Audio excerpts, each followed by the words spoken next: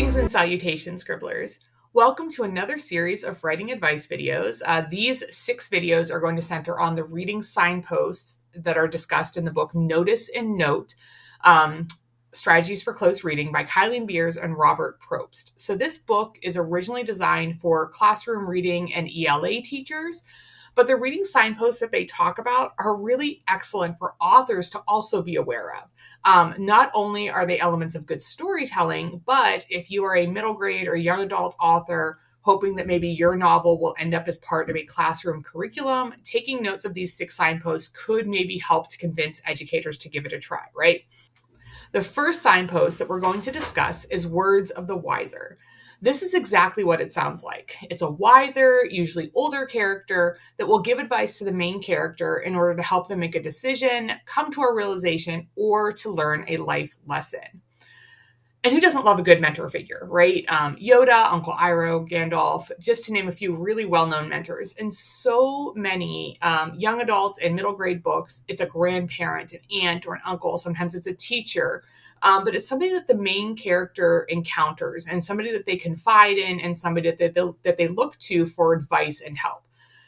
So not only are they fun to read about, but they're also a lot of fun to create. I love personally giving my characters mentors, especially when my characters try to pick the wrong ones to listen to, and it makes learning their lessons and surviving and doing whatever it is that they need to do to get to the end of that book that much more difficult to learn. So really, really fun thing to play around with, right? For readers, this element, this words of the wiser, really helps to identify the theme of the story, the character development, and elements of the plot. And when a reader encounters the moments, they challenge that reader to just stop and ask, like, what's the life lesson being learned here, and how could it affect the main character? So as writers, we should be asking those same questions when we have a wiser or older character coming in to give advice to our main characters. What is the lesson being shared? And how does this tie into the theme, that character's development, and the plot of the story? So all of this is very layered, right? If, as an author, you can't provide clear answers for each of those, then you might need to go back and reassess the advice that's being given to your main character. Maybe it's not the best advice. And that could always be on purpose, because maybe that's supposed to be the person that they're not supposed to choose. And then they're going to get advice from somebody else in just a little bit in your manuscript, and that is actually the mentor figure. So you have like a false mentor in there, right? Which is, again, really fun to play with.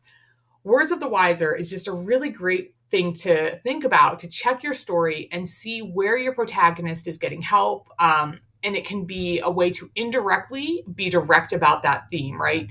Being aware of that layer is oh so important, because you want those things to come across. And this is a way that you can do that without just coming right and be like, this is the theme of the book. You have that mentor figure kind of giving that advice and saying these things, and the main character's got to figure it out. So I've already mentioned this idea that you can have fun with it and incorporate some false flags depending on the journey that your character is on.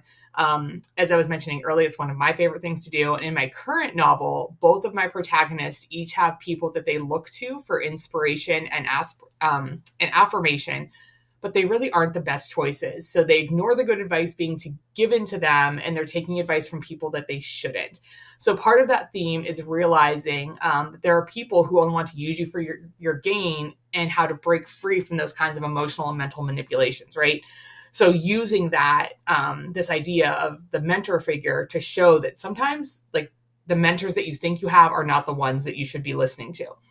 So like I said, have fun with it, be creative, and really experiment and see how you can subvert that trope. Remember to ask yourself, how does this advice fit into the theme of my book, my character's development, and the plot? You need to answer all of those questions. The book itself, Notice and Note, is really great if you want to check it out and read through it. It's by Kylie Beers and Robert Probst. Tell us about your favorite mentor figures from books down in the comments below. I'd love to hear about them. My personal favorite is always going to be Uncle Iroh. Hands down, he's just absolutely amazing. If you are looking for help in developing your characters or in need of a developmental edit, please check out the link down to the Scribblers den below in the description. We'd love to talk to you about your manuscript and help you on your writing journey. So please also don't forget to hit like and subscribe down below, and we'll see you next time. Happy writing, Scribblers.